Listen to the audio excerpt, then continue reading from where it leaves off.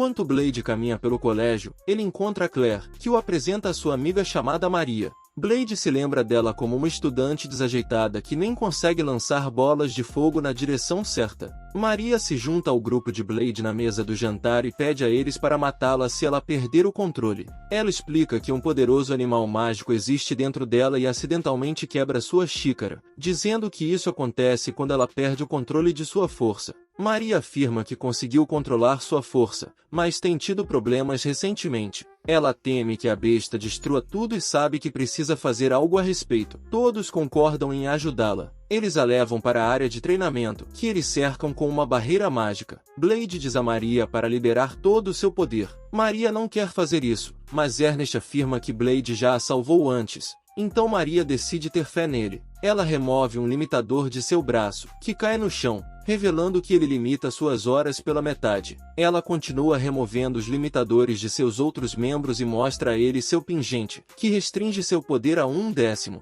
Antes que ela possa removê-lo, a corrente se quebra e um poderoso campo a envolve, transformando-a em um demônio. Um símbolo aparece em sua testa, e ela se autodenomina a Rainha dos Demônios. Blade sabe que isso não é verdade, mas o símbolo em sua testa é idêntico ao que o Rei Demônio tinha. Ernest usa todo o seu poder para tentar atacar o demônio, mas é soprada com um simples sopro de vento, sendo arremessada ao chão. Leonard avança contra o demônio com sua lança, mas com um simples gesto de dedo, ela o lança voando. Sophie consegue agarrar o demônio usando toda a sua energia para lançar um feitiço de imobilização, mas não é suficiente para segurá-la. Kao libera uma poderosa baforada de fogo, mas o demônio apenas absorve e a lança de volta contra Cole, causando uma explosão instantânea que a derrota. Com todos os seus amigos derrotados, Blade ataca o demônio, mas não consegue causar nenhum dano. O demônio percebe que Blade está se segurando, pois nem sequer desembainhou sua espada. Ela o ameaça, dizendo que vai matá-lo se ele não lutar seriamente, e o lança para longe com outro sopro de vento. Blade desembainha sua espada, tentando lutar de volta, mas ela facilmente defende seus ataques. Ela se pergunta se é tudo o que ele pode fazer, e o ataca com fogo, fazendo com que sua espada se quebre. Ernest lhe entrega as Modules e ele afirma que encerrará a luta com um único movimento, mas o demônio acha que ele está sendo arrogante e o desafia. Uma aura poderosa o envolve. Ele desfere um ataque devastador. O demônio bloqueia o ataque com sua barreira, mas ela começa a rachar, e ela logo percebe que não é suficiente, perguntando-se contra quem está lutando. Blade afirma que ele é apenas um cara comum e destrói a barreira dela, permitindo que ele a derrote. Sua habilidade causa uma explosão massiva que até destrói a barreira mágica que cercava a área. Blade fica feliz por todos terem sobrevivido, mas então ele desmaia. Ele acorda na enfermaria, onde o médico revela que estava preocupado com ele porque ele quase morreu. Blade promete ser mais cuidadoso, e o médico revela que seus amigos estão bem, dizendo que até mesmo o demônio sobreviveu. Após algum tempo, vemos o demônio andando pelo colégio, e quando ela vê Blade, está prestes a chamá-lo de grande herói, mas Blade a interrompe, confirmando sua suspeita, e pergunta o que aconteceu com Maria. O demônio diz a ele que Maria é uma personalidade diferente, dizendo que ninguém lhe deu um nome, mas os outros estudantes a chamam de Boca. O rei revela que foi ele quem deu as boas-vindas a Maria na escola, sabendo sobre sua identidade. Ele explica que a mãe dela, já falecida, era humana, e o destino de seu pai é desconhecido, mas todos o conhecem como Rei Demônio. O grupo de Blade observa Mel enquanto ela interage com os alunos, mas eles se perguntam se é seguro deixá-la assim, pensando que ela é perigosa. Ernest diz que o rei decidiu deixá-la livre e agora revela que seus poderes estão contidos pelo pingente, e ela concordará com as regras da escola como uma aluna comum. Mel sai com os outros alunos, enquanto o grupo conversa sobre Maria, imaginando se eles serão capazes de vê-la novamente. Naquela noite, Mel visita Blade em seu quarto, convidando-o para um encontro. Ela agarra-o e eles voam juntos, enquanto Mel revela que ganhou autoconsciência há 5 anos, mas agora se considera uma dama. Mel o leva ao telhado, onde revela que ficou na escola por causa dele, dizendo que se apegou a ele por causa de seus poderes. Blade revela que agora só pode usar 15% de seu poder, e Mel diz que ele não vale a pena matar como está, mas ela não sairá da escola até matá-lo no futuro. Mel pensa que gosta de Blade, mas não tem certeza de seus sentimentos, e ela revela que não pode remover seu pingente porque a consciência de Maria não permite que ela o faça. Ela revela que Maria foi escarnecida pelos humanos, então foi forçada a viver escondida com sua mãe, que acreditava em seu pai. Mas Maria não compartilha do mesmo sentimento. A morte de sua mãe encheu a mente de Maria de dúvidas, sem saber sobre seu pai e se ele foi a causa de todo o seu sofrimento. A consciência de Mouse nasceu para ajudar Maria a lidar com esse problema, então ela acredita que Maria não voltará. Alguns dias depois, vemos Blade tendo um duelo com Maria, que permite que Mal assuma o controle de seu corpo enquanto eles lutam.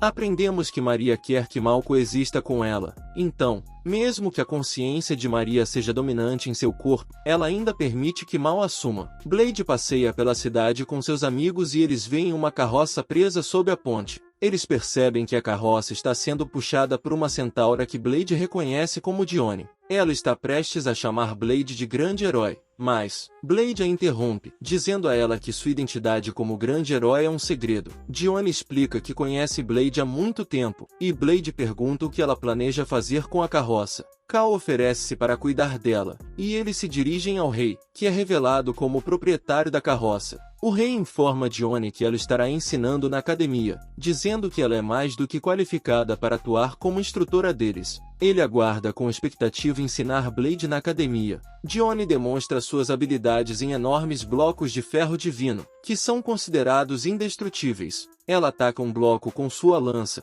abrindo um buraco nele enquanto passa, e os estudantes ficam impressionados com sua habilidade. Dione continua a destruir os outros blocos, e Sophie percebe que o calor gerado por seus ataques está fazendo o ferro divino derreter facilmente. Dione destrói todos eles facilmente, dizendo que finalmente aqueceu o suficiente e está pronta para começar a aula. Dione se apresenta a todos, revelando que é conhecida como a Lança Demoníaca, e Ernest a reconhece por seu apelido, perguntando se ela é a comandante do corpo de cavalaria. A classe fica surpresa ao descobrir que alguém tão talentoso será sua professora. Dione diz a eles que não é nada comparada ao grande herói. Após um banho, os amigos de Blade começam a fazer perguntas a Dione sobre seu relacionamento com Blade, querendo saber como ele era no passado. Jessica começa a bater em suas costas, o que faz Dione se sentir bem e fazer ruídos estranhos. Blade ouve o barulho e entra no banheiro feminino, o que deixa Ernest chateada, mas Jessica diz para ela não se preocupar, pois Blade tem a mentalidade de uma criança de 5 anos.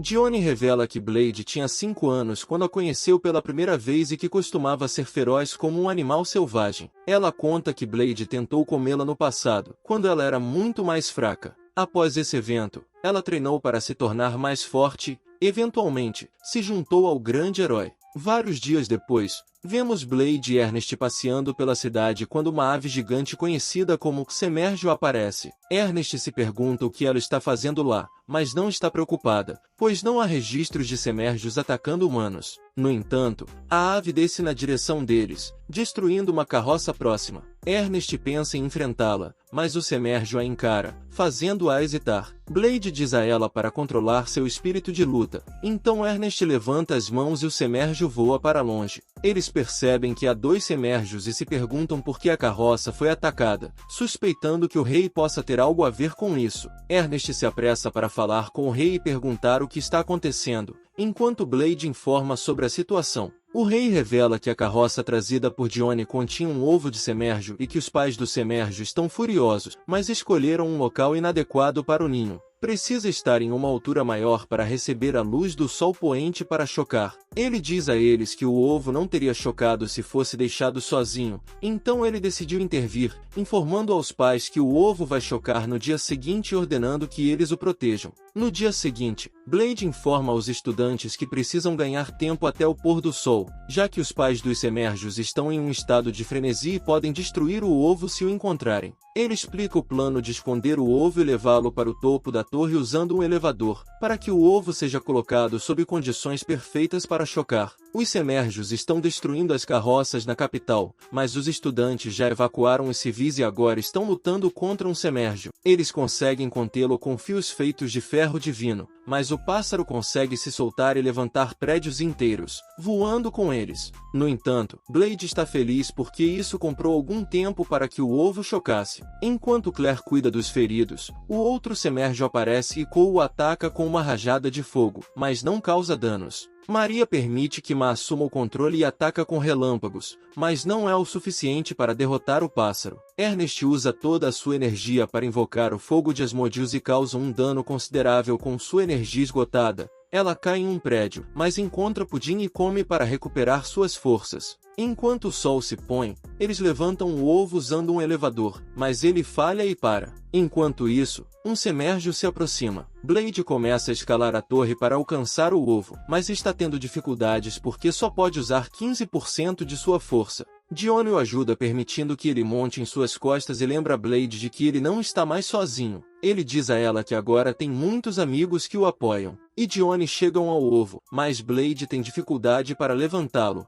Dione tem uma ideia e pede a Blade que o segure com força enquanto ela o levanta e o empurra até o topo da torre. O rei os recebe na linha de chegada, mas um Semerjo se aproxima. O rei diz ao Semerjo que seu nome é Gilgamesh Solmakir e que está prestes a pagar sua dívida com a vida. Ele explica que um Semerjo já salvou sua vida e está fazendo isso para retribuir sua morte. No entanto, o Semerjo parece estar furioso e o lança para longe, fazendo-o quicar no ovo, que é empurrado para o lado. Blade luta para segurar o ovo. Nesse momento, Sofia aparece de repente e usa seus poderes para parar o tempo por 5 segundos, dando a Blade o tempo necessário para usar sua habilidade Dragon Eater, que convoca dragões do vento para derrotar o Semerjo. Sophie e Blade agora estão exaustos, e o ovo choca, revelando gêmeos Semerjos. Os filhotes olham para Blade, reconhecendo-o como seu pai, e Blade se pergunta o que fazer com eles. Muitos dias depois, Blade e Ernest tentam voar nos Semerjos. Ernest entra em pânico devido aos movimentos erráticos da criatura, mas eles veem os pais dos Semerjos vivendo em paz com todos que voam com eles.